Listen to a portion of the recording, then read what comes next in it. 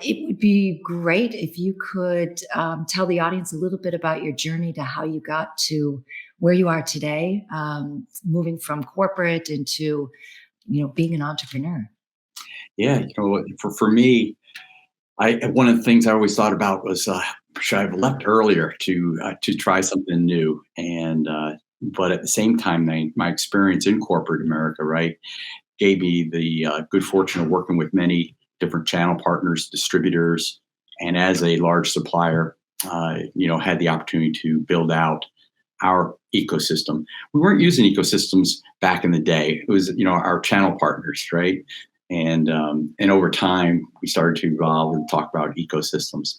But we were very much involved in, creating the strategy and alike. And when I left our corporate America, I worked for IBM for a number of years in different executive roles.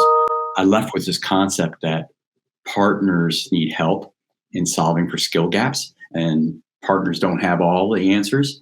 And oh, by the way, I also believe that as a supplier, we couldn't provide all those answers.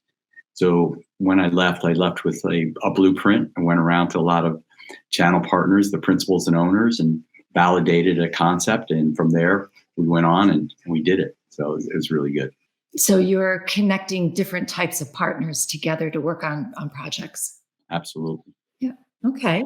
Well, let's get started. You used the word ecosystem. So for our audience, and can you define it? What is it?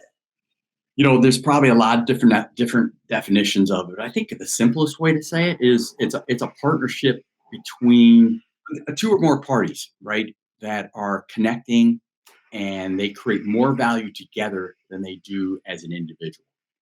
And these ecosystem models are formed to co-create products or services, and they have a common set of customers or a common customer, and they share in the value that they create.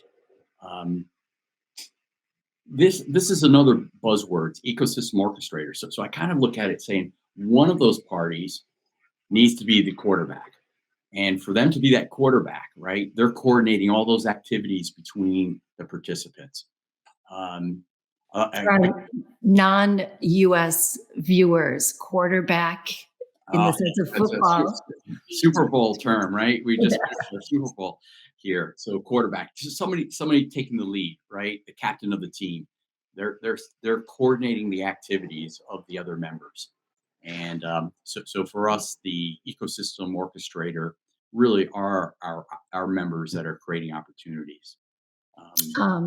I was just talking to Vince a few minutes ago, and he was saying that the orchestrators, to use that word, I think we used a different word, but will be the person closest and most valued or trusted by the prospect or customer. Is that how it's working in your world? Absolutely. We use the term trusted advisor sometimes, and I always view that a channel partner, the customer-facing partner, right? They're the ones in front of the customer. One of their key roles is being that trusted advisor. And if they're able to also solve for project skill gaps that they might not be able to have, they are becoming the ecosystem orchestrator. So it's taking that role of being the trusted advisor to the next level. Okay. So trust me and trust all my partners that I'm bringing in with me as well. Right. Interesting dynamics there. You have been doing this a really long time. In fact, the first time we talked about P2P Global was probably pre-pandemic. Right. When we were starting to see some examples of this type of behavior in Europe, and you were definitely seeing it in the US. I'm really intrigued by the fact that you're now at a point where the market is taking off. So you were in the market a little earlier than mainstream, right? And now you've kind of you're right at that curve. How does that feel? It's interesting. We've learned a lot, right? We didn't know what we didn't know when we first began, and we had early adopters, which was, my thanks to them because they helped really develop what we have today. If you think about, they've given us feedback on all the enhancements. So our enhancement roadmap is because of our early adopters. But things have changed, and maybe some things have stayed the same. But for us, if we look at what the early adopters gave us from enhancements, that's just the block and tackle, taking how folks partner in an ad hoc fashion and adding automation and efficiency. And that's a platform approach, which we are.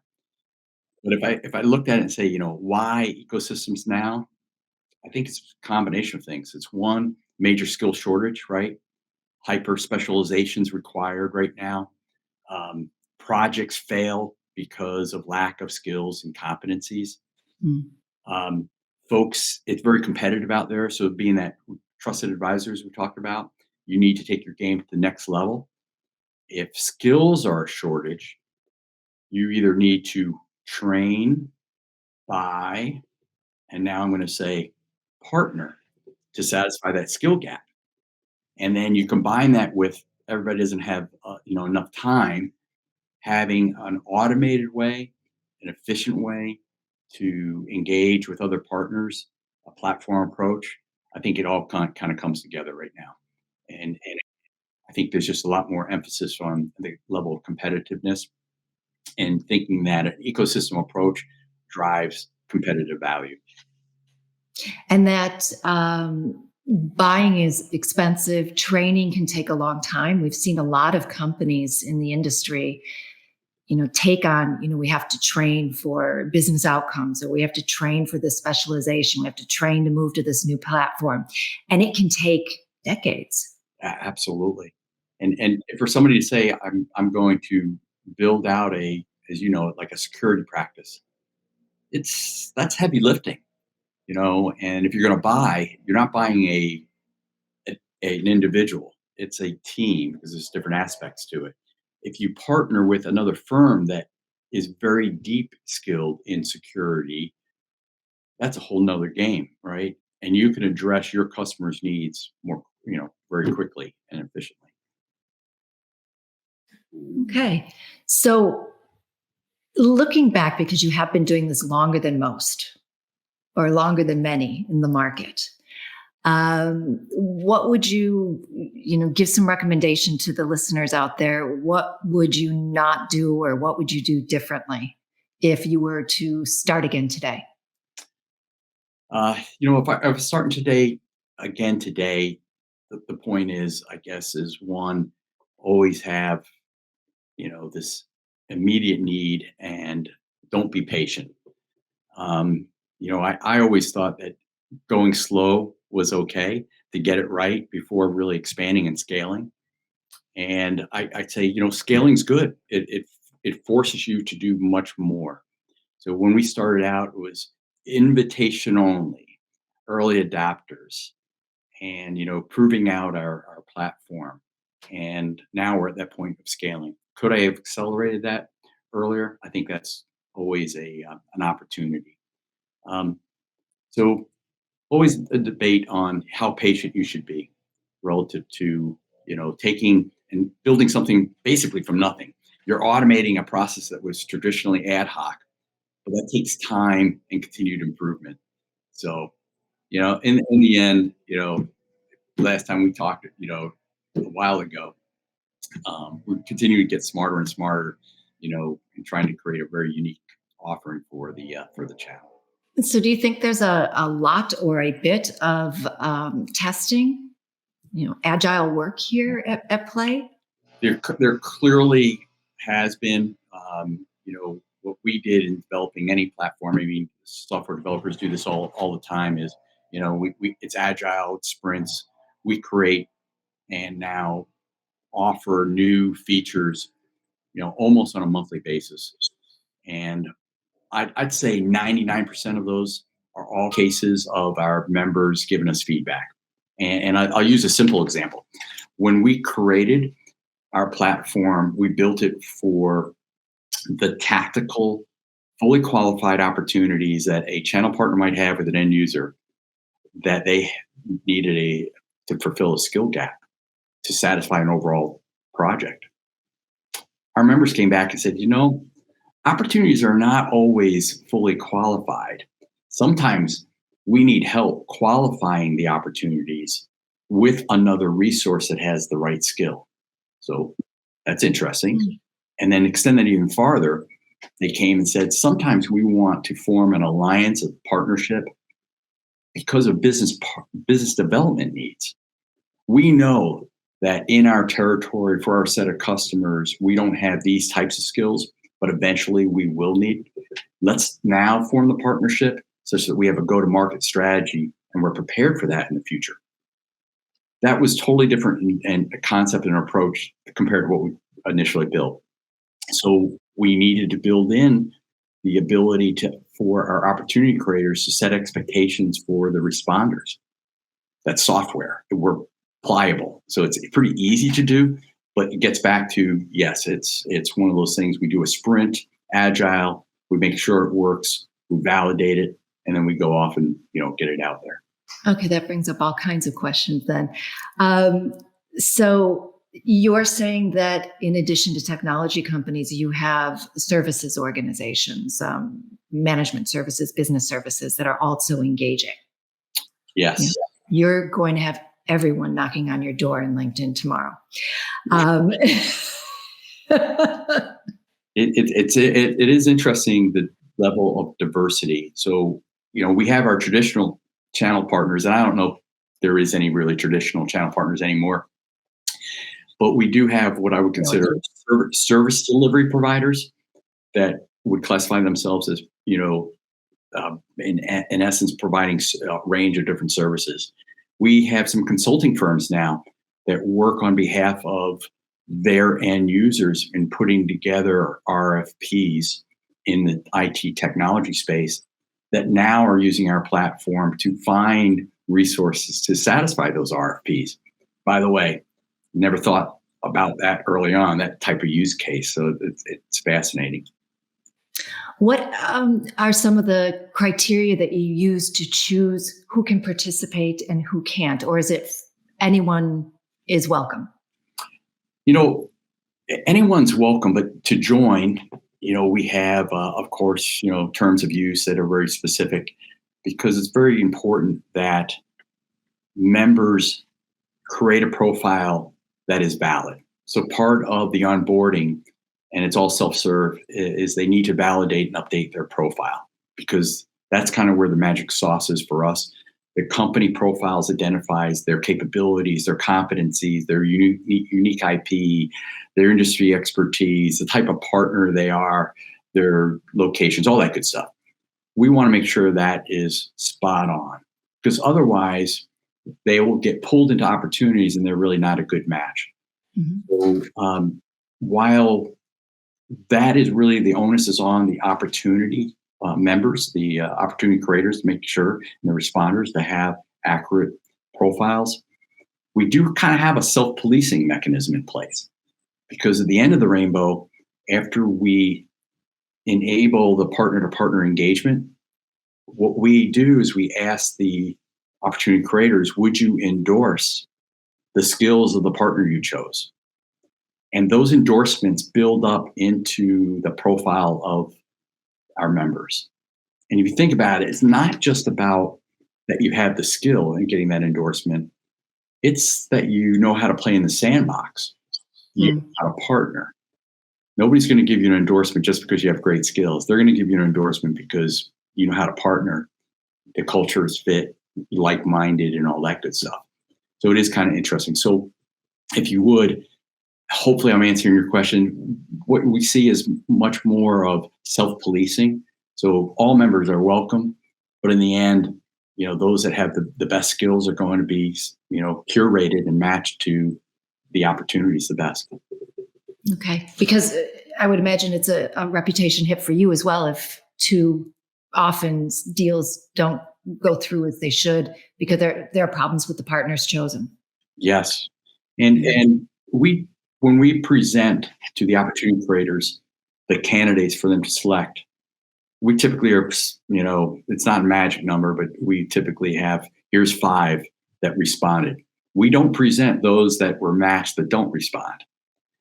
Okay. Ones that respond, they could respond with clarifying questions. because they're going through and being able to make sure this is right for them. They could reject the opportunity or they could basically propose. And basically, it's simple. They're saying, I have the skills, I'm interested, I'm available. When we present that to the opportunity creator, this is 100% match, 80%, 70%, 50% match, based on the criteria that the opportunity creator laid out. Now that opportunity creator, really it's on them to say, I want to talk to this one. They go into a partnering agreement. At this time, we exchange contact information, and then they schedule an interview. It can't. Some things just can't be automated, right? Eventually, you got to talk to people and decide if this is the right fit for a partner engagement. The other question that came up is a couple minutes ago, you were talking about the onboarding process. So filling in the information about the company in order to present themselves, identifying their IP, which is their proposition these days. That probably doesn't necessarily have to be a technology. It can also be a service, can be a process, et cetera. Geographical region, potentially. Do you find that companies struggle with being able to put together that onboarding package? I don't. In fact, it can be done extremely fast. When a member comes in, typically we have if you would, a skeleton of their profile already, because there's a lot of publicly available information that we collected over the course of years now, and we build out those. When they come in, they're validating and updating. Typically, one of their marketing folks is pretty savvy. It is, click and go. What type of skills you have in different categories. They can have attachments or hyperlinks back to their public site, because that's really important, not only for the matching that we do, but if they are selected, the opportunity creator can view their profile. So it becomes a one-stop shop, and they really can do a good assessment in addition to the vetting that we do.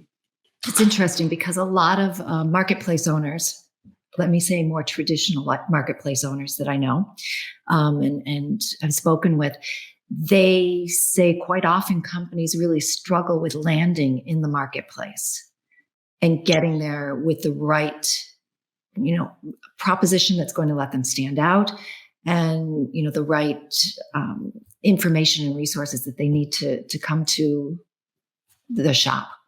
Yeah, it's so interesting because at its core, as simple as it might sound, the company profile is so important to us because that's how we're able to make the matches. And in essence, all of those elements of the company profile can be used as criteria. I'm looking for a minority women-owned firm as an example.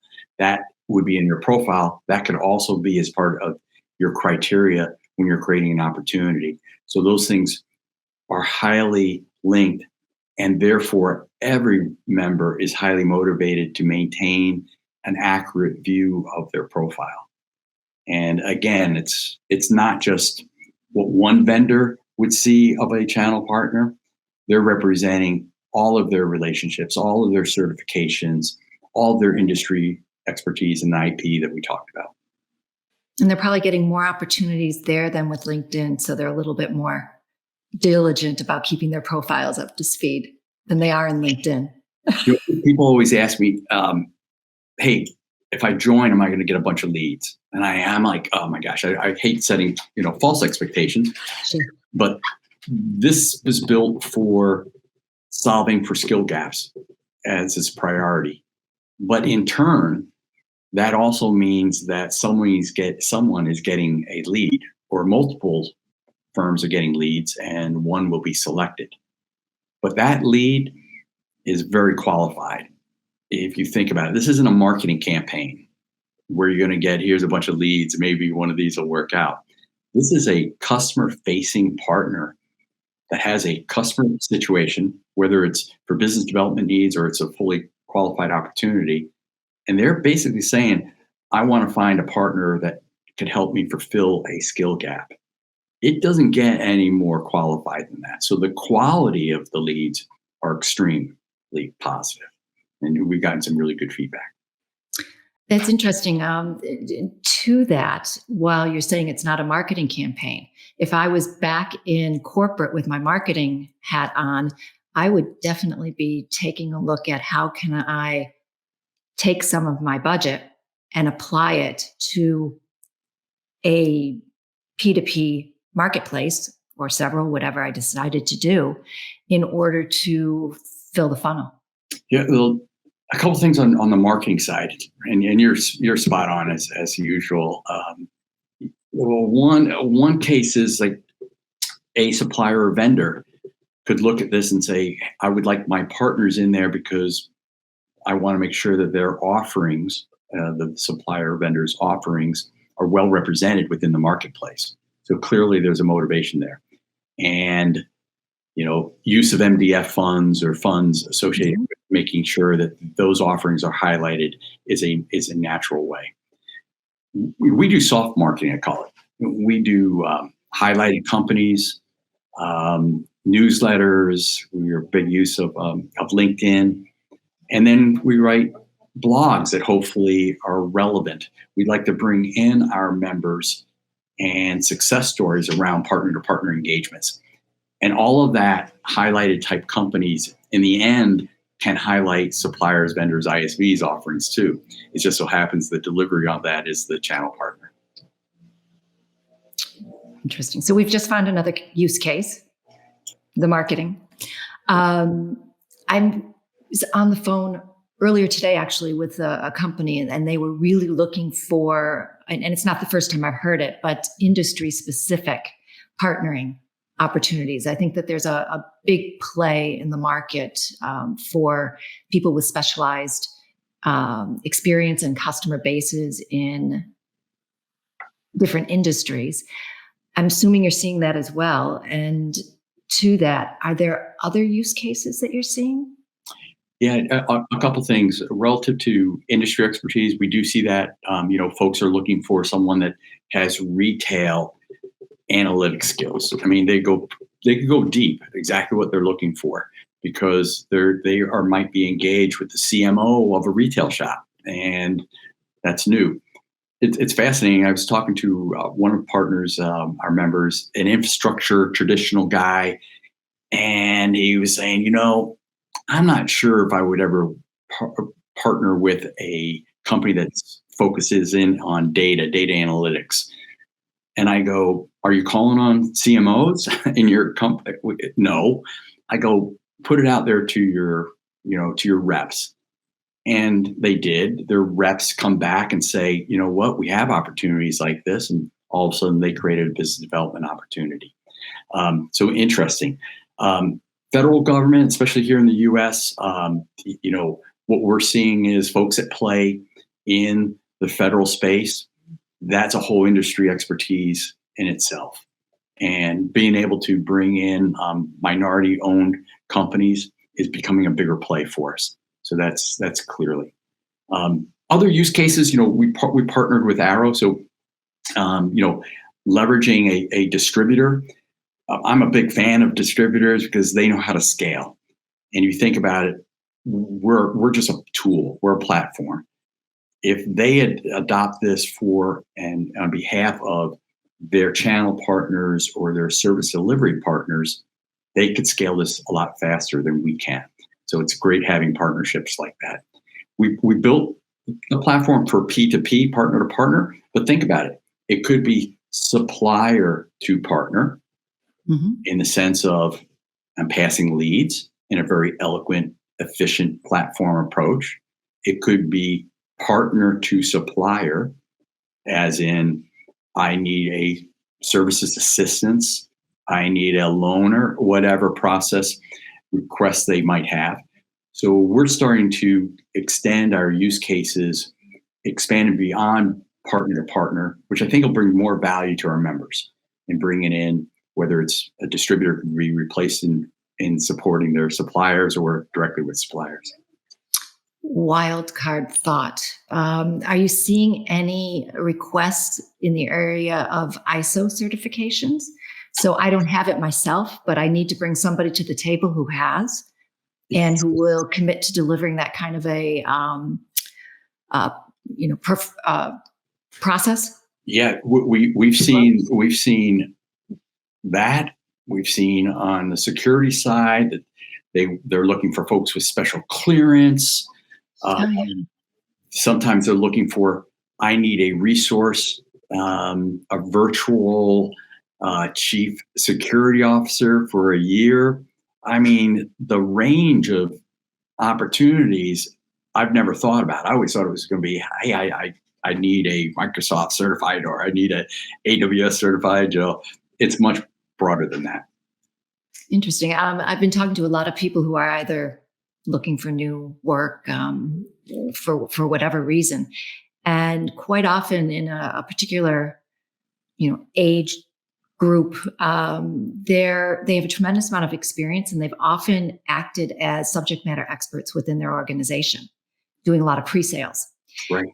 And they talk about going off on their own. And I've been identifying for a number of them that, being the pre-sales for security, for example, to use that, is something that a lot of companies could use. And he could white label himself to, he or she, to,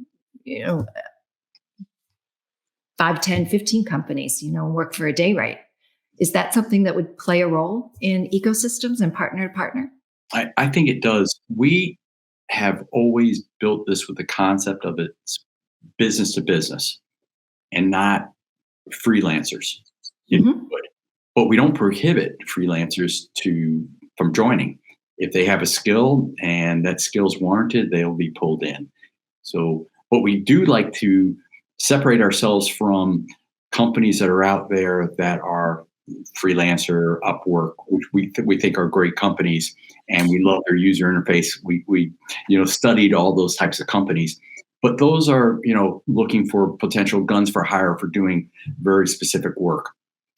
Our platform is probably more geared toward business to business, channel partner to channel partner, building those type of alliances, which end up being long-term partnerships. But it doesn't prohibit individuals from joining and servicing, channel partners' needs. It's interesting to think of all the different dimensions and versions of use cases you could get in there. Yeah, no doubt. We just need to prioritize, right? So. Yeah, as usual. So you've been doing this a while. Do you have any open questions about ecosystems? You're one that knows more than most about what's going on out there. If you haven't had a crystal ball, what would you want to know? There's so many smart analysts out there, and leaders in this industry, and having a conversation like this, I always learn something new every time. The area I'd say I'd like to see, or folks peel back the onion a little bit more, is I think everybody piles ecosystems, and all these companies are in there. Here's the 100 platforms that are ecosystem platforms. But when you really peel back the onion, there's a lot of diversity, and there's different types of ecosystem plays. There's some that are more CRM-ish, right? There's some that are very supplier centric. There are some like ours, which is, a partner to partner engagements. So I would like to see what are these subcategories that we should start thinking about ecosystems, and how would we classify those? Because I think that'll help everybody in the market identify, the different types of players and different value propositions that each have. And I think, if we look at like a Jay McBain's, channel software stack, right? And the ecosystem category, ecosystem management category, I think he calls it. That thing's exploding. It's growing. But if you start looking, and I try to study all those companies and seeing if they're a competitor or not, but a lot are not doing the same thing. That not only they're not doing what we're doing, but they're not doing what everybody else is doing. They're a lot of niche players. So classifying those, I think, would be an interesting play. Hopefully that makes sense. Yeah, it does. It's been great speaking with you, as always. And I look forward to our conversation later on today. I appreciate it. This has been really fun. And thank you so much for having me.